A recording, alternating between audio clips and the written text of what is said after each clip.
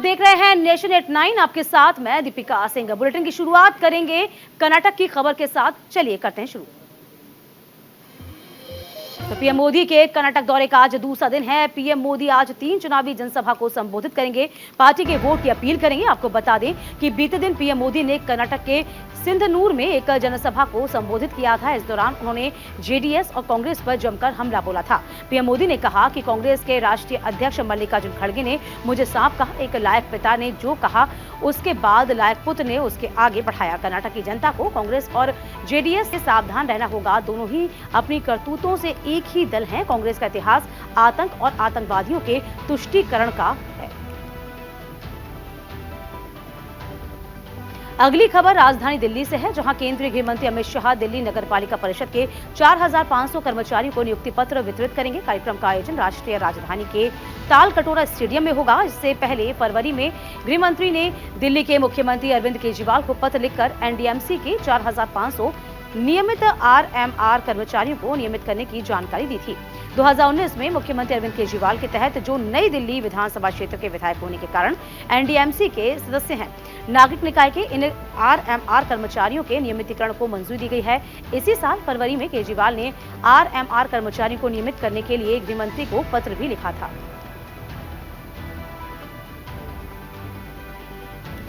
अगली खबर महाराष्ट्र के सियासत से जुड़ी हुई है। राष्ट्रवादी कांग्रेस पार्टी चीफ शरद पवार के इस्तीफे के ऐलान के साथ ही महाराष्ट्र की सियासत में उबाल आ गया है। इस बीच एनसीपी नेता अजित पवार ने कहा है कि हम सब शरद पवार से मिले और कार्यकर्ताओं की मांग पर ध्यान देने की गुजारिश की। अजित पवार ने कहा कि शरद पवार ने इस मामले में फैसला लेने और सोचने के लिए 2 से 3 दिन का वक्त और मांगा है। एनसीपी नेता अजित पवार ने शरद पवार के इस्तीफे के बाद ऐलान के बाद पार्टी कार्यकर्ताओं से धरना खत्म करने और वापस लौटने की अपील भी की। उन्होंने कहा कि शरद पवार बताया है कि कार्यकर्ताओं में काफी नाराजगी है। हमने उन्हें ये भी बताया कि पार्टी कार्यकर्ता चाहते हैं कि कार्यकारी अध्यक्ष के साथ वह पार्टी चीफ बने रहें। इस पर फैसला लेने के लिए उन्हें 2 से 3 दिन चाहिए।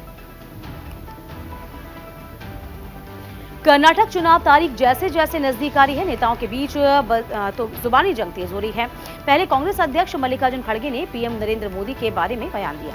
इस पर नरेंद्र मोदी ने कहा कि कांग्रेस नेता उन्हें 91 बार गाली दे चुके हैं। अब मल्लिकार्जुन खड़गे ने पलटवार करते हुए कहा कि मोदी जी पर निशाना साधा। खड़गे ने कहा कि आप इतने रोते क्यों रहते हो।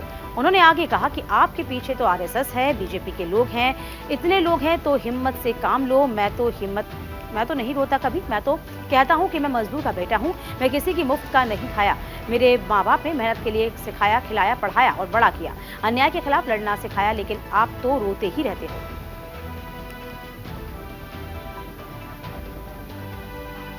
गुजरात हाईकोर्ट ने मोदी सरनेम मामले में कांग्रेस नेता राहुल गांधी को अंतरिम राहत देने से इनकार कर दिया है। कोर्ट ने सजा पर रोक लगाने की याचिका पर फैसला सुरक्षित रख लिया है। जस्टिस हेमंत प्रच्छक छुट्टी के बाद फैसला सुनाएंगे। कोर्ट ने अब तक के लिए राहुल गांधी को कोई अंतरिम राहत देने से इनकार कर दिया है।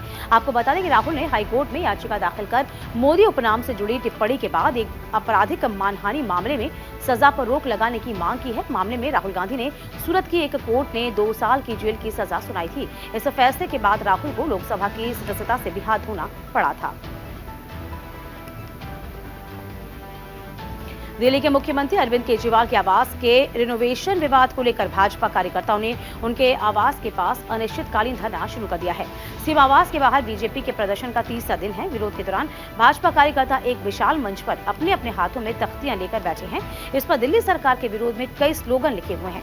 बीजेपी ने केजरीवाल पर कोरोना महामारी के दौरान अपने बंगले में 45 करोड़ रुपए खर्च करने का आरोप लगाया है। इतना ही नहीं, बीजेपी ने दिल्ली में जगह जगह पोस्टर भी अरविंद केजरीवाल के खिलाफ लगाए हैं, जिसमें साफ तौर पर लिखा गया है कि दिल्ली की जनता की टैक्स का आपने कहां पर उपयोग किया है।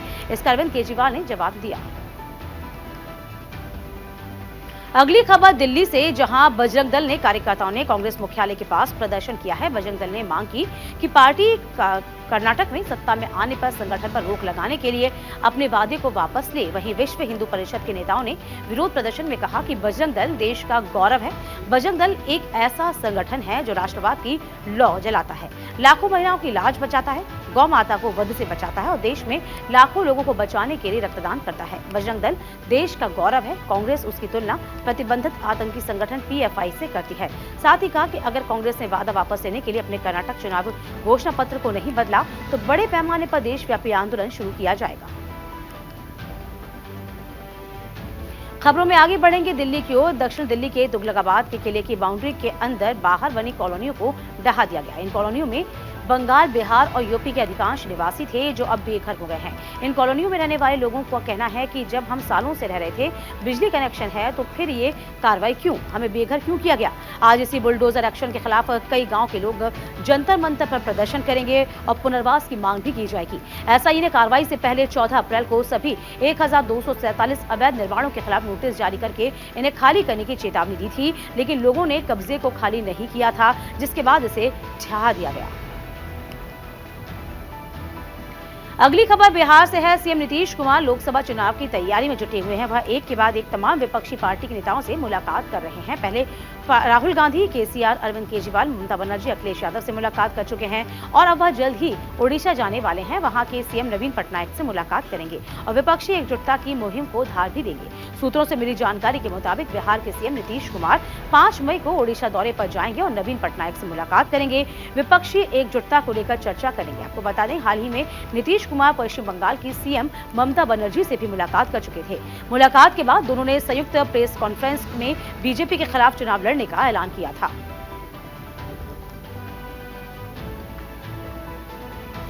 अब बात उत्तर प्रदेश की करेंगे, जहां पर होने वाले निकाय चुनाव के लिए तमाम राजनीतिक दल पूरा जोर लगा रहे हैं। इसी सूची में सूबे के मुखिया योगी आदित्यनाथ का नाम सबसे ऊपर है, जो लगभग हर रोज प्रदेश के 2 से 3 जिलों में जाकर जनसभाओं को संबोधित कर रहे हैं और जनता से बीजेपी प्रत्याशी को वोट देने की अपील कर रहे हैं। इसी कड़ी में मुख्यमंत्री योगी आदित्यनाथ संगम नगरी प्रयागराज पहुंचे, जहां पर उन्होंने एक जनसभा को संबोधित किया और कहा कि कुछ लोगों ने प्रयागराज की धरती को अन्याय और अत्याचार का केंद्र बना दिया था, लेकिन धरती सबका हिसाब बराबर करती है। इस दौरान सीएम योगी ने अतीक और अशरफ का नाम लिए बगैर कहा कि जो जैसा करेगा उसको वैसा ही फल मिलता है। एआईएमआईएम चीफ असदुद्दीन ओवैसी ने कांग्रेस के घोषणा पत्र पर निशाना साधा। उन्होंने सवाल उठाते हुए कहा कि कांग्रेस चुनाव से हमेशा पहले घोषणा करती है, लेकिन चुनाव के बाद उन वादों को भी भूल जाती है। उन्होंने कहा कि जब बाबरी मस्जिद गिराई गई तो वहां मस्जिद बनाने का संकल्प लिया गया था, उनका क्या हुआ। चुनाव से पहले बहुत कुछ कहा जाता है और चुनाव के बाद क्या होता है ये सब जानते हैं। कांग्रेस पर तंज कसते हुए उन्होंने ये भी कहा कि उर्दू में एक कहावत है, नाच न जाने आंगन टेढ़ा। कांग्रेस का हाल भी कुछ ऐसा ही है।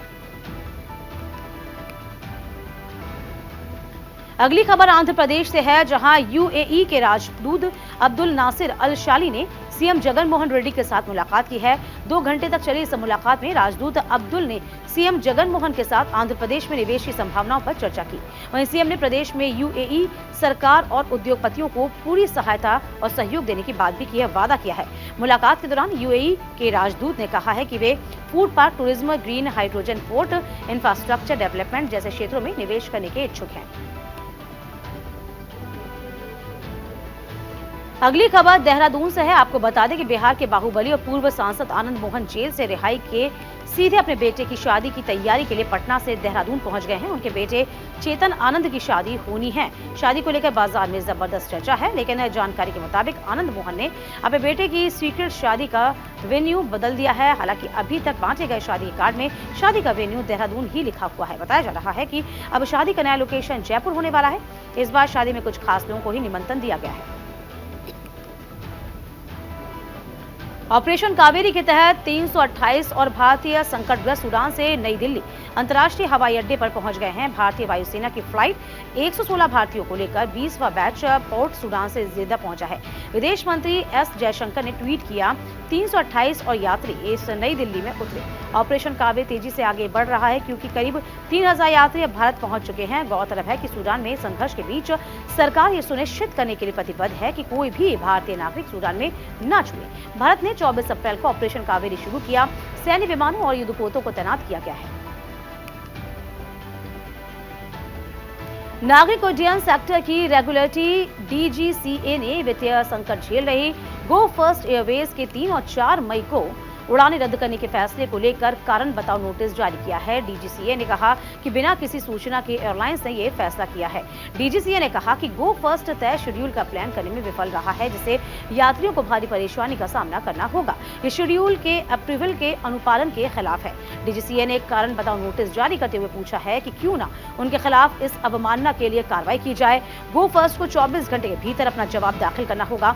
रेगुलेटर्स ने हवाई यात्रा के लिए टिकट बुक कराए। यात्रियों को होने वाली परेशानी को कम करने के लिए क्या कदम उठाए गए हैं, इसकी जानकारी देने की भी बात कही गई है। 5 मई से उड़ानों के शेड्यूल का डिटेल्स भी एयरलाइंस को देना होगा। अगली खबर तमिलनाडु से है, जहां तमिलनाडु के राज्यपाल आर.एन. रवि ने चेन्नई में स्पेशल समर चैटिंग प्रोग्राम 2024 में हिस्सा लिया। इस दौरान राज्यपाल ने कहा कि यहां आयोजन छोटे बच्चों को सही संस्कार देकर राष्ट्र निर्माण और विश्व को बचाने की प्रमुख जिम्मेदारी निभा रहा है। आज दुनिया भौतिक ज्ञान का अनुभव कर रही है। इतना ही नहीं, दुनिया कई बाहरी समस्याओं का सामना कर रही है। हमने संघर्ष, महामारी, गरीबी, जलवायु संकट देखा है और ये सब बौद्धिक बुद्धि और बौद्धिक विद्या की निर्भरता का परिणाम है। इतना असंतुलन है कि व्यक्तियों और दिशाओं की समझ ढीली हो जाती है। आज हमें नई नई सुविधाएं, गैजेट्स मिले हैं जो हमारे भौतिक आराम में इजाफा करते हैं, लेकिन शांति नहीं है। अब बात उत्तराखंड के मुख्यमंत्री पुष्कर सिंह धामी की, जिन्होंने दिल्ली दौरे के दौरान यूनिफॉर्म सिविल कोड पर बड़ा बयान दिया। मुख्यमंत्री धामी ने कहा कि उत्तराखंड की तर्ज पर देश के सभी राज्यों में यूसीसी लागू किया जाए ताकि सरकार जनता के लिए समर्पित हो और जून के आखिर तक समिति हमको ड्राफ्ट तैयार करने को दे देगी। वहीं सीएम ने कर्नाटक के लिए जारी घोषणा पत्र में बजरंग दल बैन करने को लेकर कहा कि ये लोग हमेशा से तुष्टीकरण की राजनीति करते आए हैं, लेकिन जनता सब जानती है। अगली खबर जम्मू कश्मीर से है। पाकिस्तान के कुछ आतंकी समूह की ओर से हमलों की धमकियों के बीच जम्मू कश्मीर पुलिस ने श्रीनगर के आगामी G20 बैठक के लिए एक पुख्ता सुरक्षा व्यवस्था तैयार की है। उपायों में ड्रोन विरोधी तकनीक, NSG और मरीन कमांडो का उपयोग और फिदाइन ड्रोन वाहन जनित IED स्टैंड ऑफ ग्रेनेड हमलों से निपटना है, निगरानी करना शामिल है। आपको बता दें कि श्रीनगर में एक उच्च स्तरीय सुरक्षा बैठक आयोजित की गई है, जहां सुरक्षा बलों के शीर्ष अधिकारियों ने आगामी G20 कार्यक्रम के शांतिपूर्ण संचालन को सुनिश्चित करने के लिए एक संयुक्त रणनीति तैयार की है। भारतीय सेना की विशेष इकाइयां सभी प्रकार की सहायता प्रदान करेंगी। ऊंची जगहों और गलियारों की सुरक्षा भी की जाएगी। सुरक्षा बैठक के दौरान ADG कश्मीर विजय कुमार की अध्यक्षता में पुलिस, खुफिया एजेंसियों, भारतीय सेना और केंद्रीय सुरक्षा बलों के अधिकारियों ने आगामी G20 बैठक के सुरक्षित और सुचारू संचालन के लिए अपनाई जाने वाली समग्र सुरक्षा व्यवस्था के बारे में चर्चा की है। मध्य प्रदेश में लाडली लक्ष्मी योजना को 16 साल पूरे हो गए हैं। इस मौके पर सीएम शिवराज सिंह चौहान ने लाडलियों के लिए बड़ी घोषणाएं भी की हैं। उन्होंने ऐलान किया कि बेटियों की IIT, IIM और लॉ की पढ़ाई का खर्च अब राज्य सरकार उठाएगी। वहीं मैं भी हूं लाडली की टैगलाइन को देते हुए सीएम शिवराज ने कहा कि मध्य प्रदेश 44.85 लाख से अधिक लखपति लाडलियों का परिवार बन गया है, जो कि प्रदेश की एक बड़ी उपलब्धि है। शिवराज सिंह चौहान ने कहा कि लाडली लक्ष्मी बेटियों के लिए प्रदेश में 9 से 15 मई के दौरान शहरों, पंचायतों में विशेष अभियान चलाया जाएगा।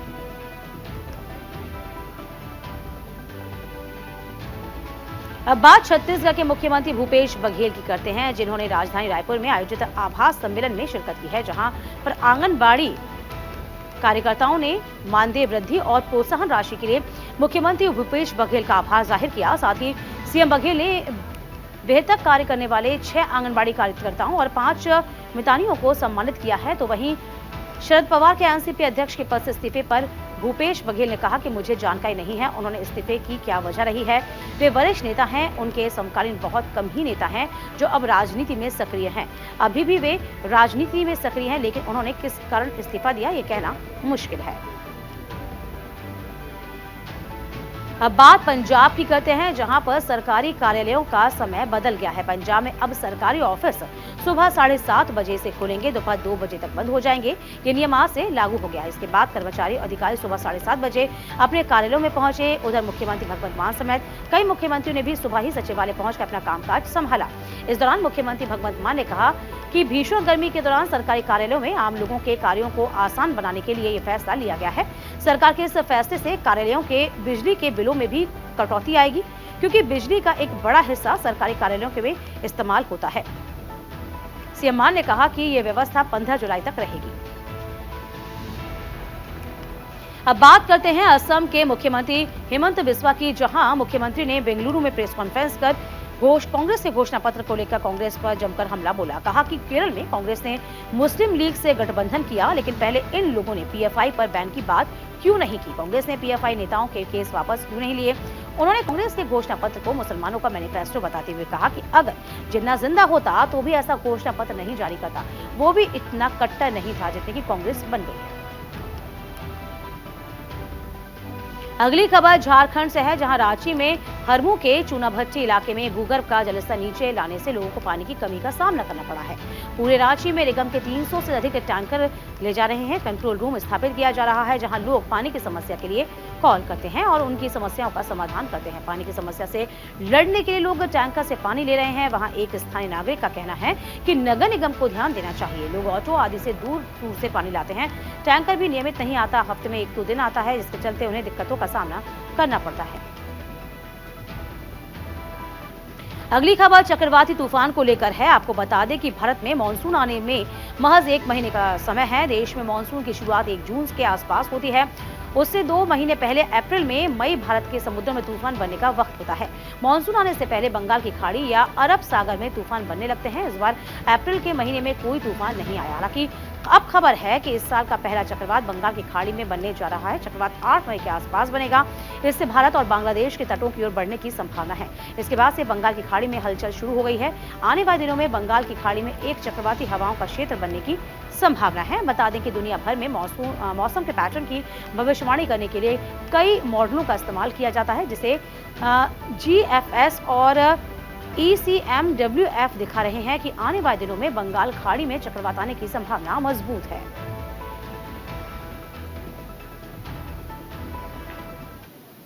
और इसी के साथ नेशन नेट 9 में अभी के लिए बस इतना ही।